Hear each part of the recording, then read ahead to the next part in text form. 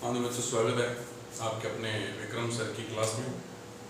आज का अपना टॉपिक है कक्षा 9 का। 9 के लिए टॉपिक है और आज का टॉपिक है परिमेय संख्या। वैसे तो इनके बारे में आप लोग पहले ही पढ़ चुके हैं। छोटे कक्षाओं में विभिन्न प्रकार की संख्याएं पढ़ी थी और उनके अंदर पूर्ण संख्याएं, पूर्णांक, प्राकृत संख्याएं, भिन्न, दशमलव की संख्याएं, और उसके बाद में 8वीं क्लास में परिमेय संख्याओं के बारे में जानकारी लेते हैं। 9वीं क्लास में परिमेय संख्याएं थोड़ी सी विस्तृत रूप में। पहले मैं बता देता हूं परिमेय संख्याओं की परिभाषा क्या है। इसकी परिभाषा, गणितीय परिभाषा क्या है, क्या कहते हैं इस गणित के रूप में, कि ऐसी संख्याएं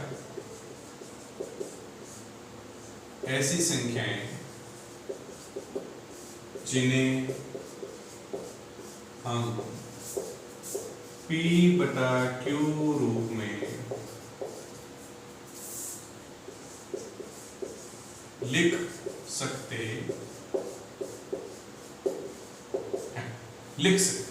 जहां P तथा Q पूर्णांक है और Q कभी भी 0 नहीं हो सकता। Q है वो 0 के बराबर नहीं। ये इसकी परिमेय संख्याओं की परिभाषा है कि ऐसी संख्याएं जिन्हें हम P/Q रूप में लिख सकते हैं जहां P तथा Q पूर्णांक है और Q कभी भी 0 नहीं हो सकता। अब हम देखते हैं कि किस प्रकार की संख्याएं हैं। परिभाषा तो हमारे सामने आ गई है, एक्चुअल में ये संख्याएं हैं कौन सी। तो देखो यहां दो शब्द आए हैं, पहले हम उन पर चलते हैं। P तथा Q पूर्णांक है, तो हमें पता होना चाहिए पूर्णांक कौन से होते हैं। तो हम पहले देख लेते हैं कि पूर्णांक क्या है। हमने ये छोटी कक्षाओं में, इससे पहले कक्षाओं के अंदर पढ़ा है पूर्णांक के अंदर कौन कौन सी संख्याएं आती है। देखो एक चीज कि एक तो ये पूर्ण होना चाहिए, मतलब पूरा होना चाहिए, और पूरा का पूरा अंक होना चाहिए, पूर्ण अंक। यहाँ अंक का मतलब केवल 0 से 9 तक के अंक नहीं है, अंक का मतलब सिर्फ संख्या है। परंतु महत्वपूर्ण क्या है, पूर्ण होना चाहिए। किस प्रकार पूर्ण, किस प्रकार होना चाहिए। एक, उसके अंदर धनात्मक संख्याएं हो,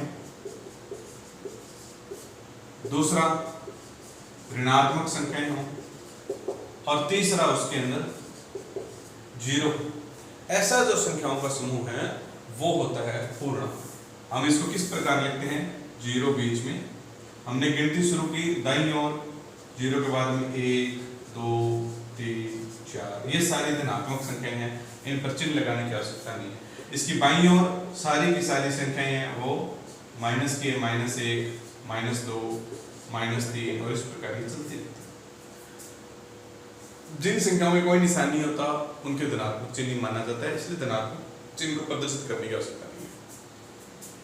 ये माइनस की संख्या है, ये प्लस की संख्या है, और ये है 0। ये जो समूह है, ये समूह कहलाता है पूर्णांक। ये समूह क्या कहलाता है, पूर्णांक। तो यहाँ जो शब्द है P तथा Q पूर्णांक है, मतलब P और Q जो संख्याएं होगी वो इन संख्याओं में से ही होगी।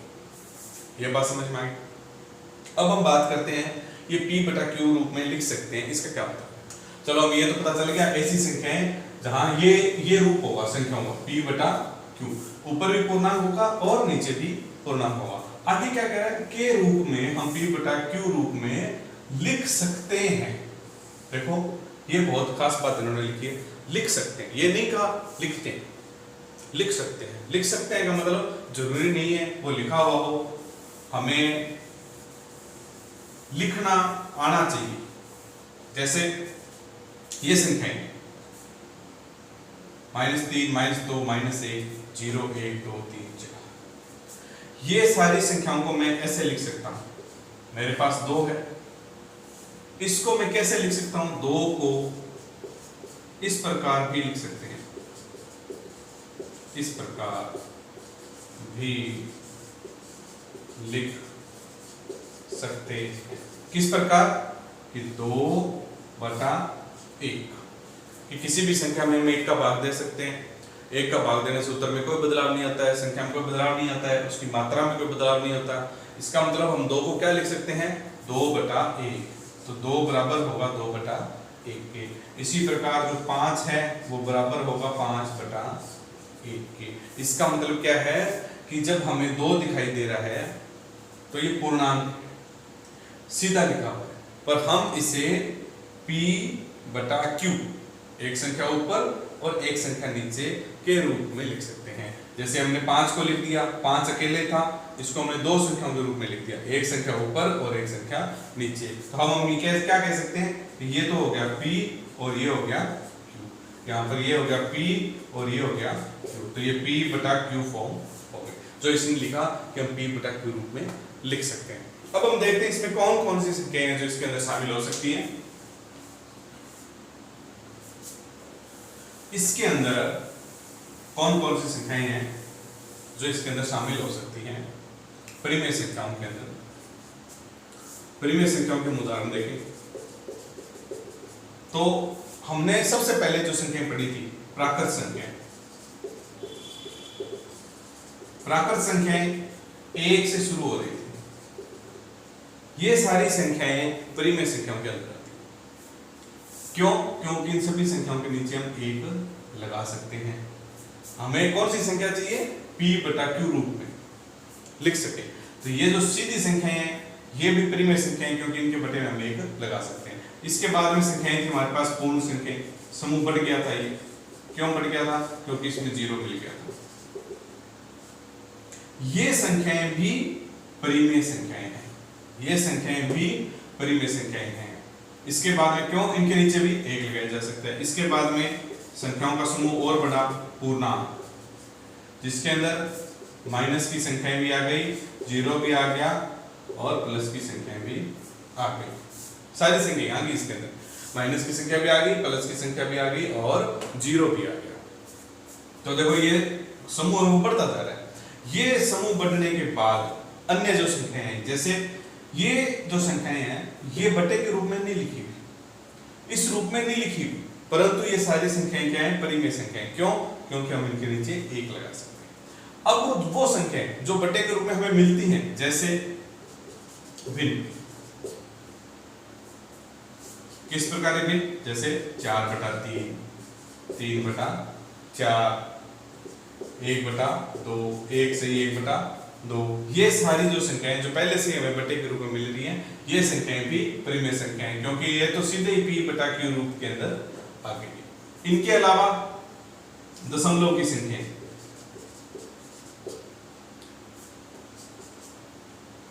जैसे 1.4, 5.6, 8.23, इस प्रकार की संख्या, या 4.23 की पावर 12। इस बार का मतलब क्या होता है, इस बार का मतलब होता है कि ये संख्या बार बार आ रही है। इसका मतलब क्या होता है, ये संख्या है वो बार बार आ रही है, 4.23, 2, 3, 2, 3, इस प्रकार। तो हम इस पर बार लगा के छोड़ देते हैं, ये संख्या रिपीट हो रही है। ये सारी संख्याएं भी परिमेय संख्याएं हैं। इसके अलावा एक और चीज होती है, वो है ऋणात्मक भिन्न। साधारणतः भिन्न कभी भी ऋणात्मक नहीं होती है, परंतु हम यह ऋणात्मक भिन्न क्यों कह रहे हैं, क्योंकि हमें ये बताना है कि p और q ऋणात्मक भी हो सकते हैं। जैसे -1/5, -3/2, -1 से 1/2, इस प्रकार की संख्या। तो ये जो समूह बन गया, इतना बड़ा जो समूह है, इतनी सारी संख्याएं मिलकर क्या बना रही हैं, परिमेय संख्या। ये सारी संख्याएं मिलकर एक समूह बना रही है, जिसे हम कह रहे हैं परिमेय संख्याएं। बस एक चीज का हमें ध्यान रखना है, वो ये है q, मतलब नीचे की जो संख्या है, नीचे जो संख्या आती है, हर में जो संख्या आती है, वो कभी भी 0 नहीं होना चाहिए, क्योंकि अगर 0 हो जाएगा तो हम उस संख्या को परिभाषित ही नहीं कर सकते। देखो 0 को पढ़ा तो होता नहीं, 0 1 0 0 0 0 3 0 0 0 0 रहता है, इसलिए उसका हम भाग दे ही नहीं सकते, इसलिए वो पूर्णतया अपरिभाषित रूप हो जाता है। तो ये ध्यान रखना है कि नीचे कभी भी 0 न आए, परंतु ये ध्यान रखो देखो ये संख्या 0 जो सिर्फ 0 है, मतलब यदि 0 जो संख्या है वो एक क्या है, परिमेय संख्या है। 0 क्या है, एक परिमेय संख्या है, क्योंकि पूर्णांक के अंदर 0 आता है। पर ये 0 कहां आएगा, ऊपर आएगा, तो हम इसे कैसे लिख सकते हैं, 0/1। 0 कभी भी नीचे नहीं आना चाहिए, बस इस बात का खास ध्यान रखना है। ये परिमेय संख्या है, इनको पढ़ने के बाद हम पहली जो आपकी नोटबुक के अंदर पहली प्रश्नावली है उसके कई सवाल हम हल करते हैं।